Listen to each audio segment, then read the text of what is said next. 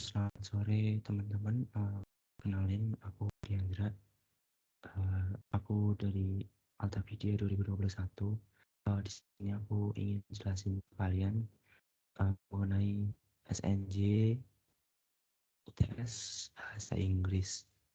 Oke, kali ini ini karena aku dari kelas A, jadi soalnya yang dari kelas A ya teman-teman. Soal dari kelas A sama C sama, yang beda soal dari kelas B sama D. Soalnya dosennya juga beda. Kalau dari kelas A ini dosennya dari Bu Ratna, jadi soalnya dari Bu Ratna. Biasanya dari Bu Ratna ini mintanya, biasanya Bu Ratna ini ngirimin file soal, terus nanti kalian tinggal ngisi di file soalnya itu sendiri. Jadi kayak gini, ini file soalnya kayak gini, terus habis itu nanti kalian tinggal ngisi nama, name sama kelasnya di sini. Terus ini juga harus ditulis ya teman-teman. Kalau nggak ditulis nanti juga nggak bakal dinilai. Kayaknya nggak bakal dinilai sih. Ya kalian harus teliti lah, harus ngisi. Oke, lanjut. Biasanya nanti UTS-nya itu ada reading, terus juga ada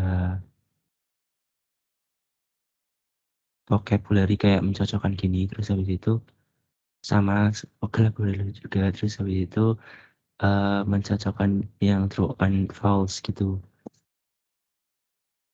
Oke, aku langsung ke soal pertama ya, soal reading. Nanti di sini kalian bakal dikasih teks. Teksnya terdiri dari beberapa paragraf, itu biasanya tentang civil engineering. Terus juga soalnya tiap tahun juga beda. Jadi maksudnya teksnya tiap tahun beda. Jadi ya kalian pahamin aja teksnya. Biasanya emang teksnya mengenai civil engineering. Terus habis itu kita langsung ke pertanyaannya. Ini pertanyaan reading. Jadi pertanyaannya biasanya jawabannya mesti ada di teks. Habis ini langsung kita itu aja ya, nomor 1, what works are covered by civil engineering. Nah, pertanyaan ini kan apakah pekerjaan yang di handle atau di cover dari insinyur sipil. Di sini juga udah ada jawabannya, aku udah uh, tandain pakai warna kuning. Ini kan udah ditulis ya di paragraf awal, civil engineering, the profession of designing and executing structural works that serve the general public such as dams, bridges, aqueducts. Kayaknya seperti ini. Ini jawaban dari pertanyaan nomor 1. Lalu untuk pertanyaan nomor 2, what was civil engineering in 18th century? Di sini juga ada jawabannya. The term was first used in the 18th century to distinguish the newly recognized profession from military engineering, till then prominent. Ini kayak apa sih civil engineering? Apa sih civil engineering itu pada abad ke-18? Abad ke-18 ini civil engineering itu istilah civil engineering itu ini untuk distinguish the newly recognized profession dari teknik insinyur militer. Jadi kayak gini. Terus habis itu soal nomor 3, sorry ya ada notifnya. Nomor 3, what have engineers done from the earliest time? Juga ada jawabannya juga. Mesti jawabannya ada di teks ya teman-teman. Jadi kalian tinggal baca aja teksnya. Terus juga biasanya buat lebih mudah nyarinya, kalian tinggal nyari kata yang ada di pertanyaannya aja. Kayak misalnya ini kan what works are covered by civil engineering. Berarti kata kuncinya civil engineering. Biasanya soal nomor 1 mesti jawabannya ada di paragraf awal. Terus habis itu kalau nomor 2 ini kan ada 18th century, itu kan kayak kata kunci gitu. Terus kalian tinggal cari aja paragraf yang ada 18th century-nya. Berarti kan ini. Berarti kalian baca aja ini kalimat dari sini sampai sini, dikira-kira yang jadi jawabannya itu yang mana. Terus lanjut ke nomor 3, what have engineers done from the earliest time? Kita cari di paragrafnya ini kan ada from the earliest time, however, engineers have engaged in peaceful activities and many of the civil engineering works of ancient and medieval times, such as the Roman public. Oh ya, ini beda jawaban. Bentar, aku hilang lokal. Ini jawaban soal nomor 3. Engineers have engaged in peaceful activities and many of the civil engineering works of ancient and medieval times. Ini jawaban soal nomor 3. Terus soal nomor 4, what are the examples of the works of ancient and medieval times? Apa sih contoh dari the work of ancient dan medieval times itu? Kan ini kan udah dijelasin apa yang dilakukan oleh engineers di waktu awalnya itu kan gini, engineers works of ancient and medieval times. Terus si soal nomor 4 disuruh jelasin apa sih works of the example of work ancient and medieval times. Terus di bawahnya juga ini udah dijelasin, such as ini contohnya the Roman public baths, road, bridges, and aqueducts. Jadi ini ditulis aja sampai sini. Pokoknya kalian baca aja. Terus kira-kira yang masuk jawabannya itu sampai mana. Terus lanjut soal nomor 5. What marks the beginnings of civil engineering as a separate discipline? Apa sih yang menandai permulaan dari civil engineering itu sebagai disiplin ilmu yang terpisah? Jadi di sini udah ada jawabannya. The beginning of civil engineering as a separate discipline may be seen in the foundation in France in 1716 of the bridge and highway corps, out of which in 1747 grew the École Nationale des Points at Cassis. Ini intinya ya. Jadi kayak jawabannya ini. Terus habis itu soal nomor 6. What profession supported civil engineering in the beginning? What profession supported civil engineers in the beginning? Yang membantu profesi civil engineering di awal itu ini, bentar. Nah, ini self-taught craftsman, stonemason, laborer, toolmaker, ini ya. Ini. Jadi di awal itu profesi yang membantu berdirinya profesi civil engineering itu ini. Kok membantu berdirinya sih? Ya, inilah intinya kayak membantu profesi civil engineering di awal itu ini. Terus habis itu nomor 7, who was John Smeaton? Di sini juga udah jelasin John Smeaton, the first man to call himself a civil engineer began as an instrument maker. Kalian bisa sampai sini juga udah cukup sih, tapi lebih lengkap lagi pakai sih sampai sini. Terserah kalian mau sampai mana. Terus nomor 8, what was the purpose of Society of Civil Engineering? Apa sih tujuan dari kumpulan dari kayak himpunan perkumpulan dari insinyur sipil? Apa sih tujuannya perkumpulan itu? Di sini juga udah dijelasin. Nih, the Society of Civil Engineers, its object was to bring together experienced engineers, entrepreneurs, and lawyers to promote the buildings of large public works such as canals, bla bla bla. Di sini sampai sini. Terus lanjut soal nomor 9. What led a group of young men in 1818 to found the Institution of Civil Engineers? Apa yang memimpin intinya apa yang memprakarsai sekelompok pemuda di tahun 1818 untuk menemukan institusi of civil engineering. Ini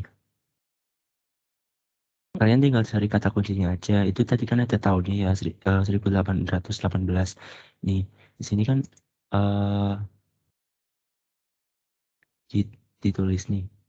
It was this lack of opportunity for scientific study and for the exchange of experiences that led a group of young men in ini. Kan tadi pertanyaannya apa sih yang what led a group of young men in 1818 to found the Institution of Civil Engineers. Nah, ini penyebabnya. Bisa dari sini atau kalian dari sini aja sih, lebih baik dari sini. Sampai sini. Oke, lanjut soal terakhir yang dari reading. What happened by the mid 19th century. 19th century ini, by the mid 19th century, there were civil engineering societies in many European countries, and the United States and the following century produced similar institutions in almost every country in the world. Ini jawabannya. Oke, reading udah selesai. Terus lanjut ke yang mencocokkan vocabulary. Ini vocabulary-nya biasanya ditandai dengan huruf yang kata yang ditandai dengan kata-kata bold gini. Executing, aqueducts, distinguish, prominent, engage. Ini yang kayak gitu. Biasanya di teksnya itu ditandai dengan bold. Ini kalian tinggal nyocokin aja sih kata-kata yang di sini sama yang pengertiannya yang di sini. Jadi misal execute itu cocoknya sama yang mana? Cocoknya sama yang ini, carry out or put into effect. Dalam kurung a plan, order, or course of action. Dalam tutup. Jadi ini kan execute kata nomor 1. Jadi ini kan udah ada. Ini kalian nanti ngisi ini. Ini tuh kosong. Answernya itu kosong. Terus nanti kalian isi di sebelahnya ini explanation. Explanationnya yang cocok kan ini. Jadi di sebelahnya ini kalian tulis nomor 1. Karena execute itu nomor 1, jadi kalian nulis di sini nomor 1. Terus buat lebih jelasnya itu biasanya Mem Ratna itu biasanya ini ditandain pakai warna biru. Pakai warna yang berbeda lah tiap katanya. Ini biru tua, ini tuh biru tua, berarti ini jawabannya cocok. Maksudnya ini jawaban dari ini jawaban dari ini, gitu. Terus yang kedua aqueduct. Ini ungu. Sama sih. Tinggal kalian cari definisi yang cocok buat kosakata ini, terus nanti kalian tinggal tulis nomor dari katanya tersebut di sebelah definisinya. Sama aja kayak tadi semuanya. Nah, ini kita lanjut aja ya langsung ke nomor 2. Nomor 2 juga sama kayak tadi. Ini biasanya iya bener sama. Ini sama, jadi aku skip aja ya teman-teman. Oke, untuk yang ketiga ini soal terakhir untuk menentukan true or false. Jadi ini tinggal kalian cocokin aja dengan teks yang di atas. The profession of designing and executing structural works that serve the general public is called civil engineering. Kita cocokkan dengan ini, cocokkan dengan teksnya. Nih, civil engineering, the profession of designing and executing structural works that serve the general public such as ini. Itu kan benar ya, berarti pernyataannya itu benar, berarti kita tulis di sini true. Terus di sini nanti kita lihat the term civil engineering replace the term military engineering. Apakah kosakata civil engineering itu menggantikan kosakata military engineering? Kita lihat di teksnya. Bentar. Nah, ini kan the term was first used in 18th century to distinguish the newly recognized profession from military engineering. Jadi itu tuh bukan buat nge-replace the term of military engineering, tapi to distinguish the newly recognized profession. Jadi untuk menjelaskan profesi yang lebih baru gitu loh dari military engineering. Jadi pernyataan ini salah atau false. Terus di sini juga civil engineers have nothing to do with ancient works. Padahal kan di teksnya sendiri itu mana ya? Oh ya ini.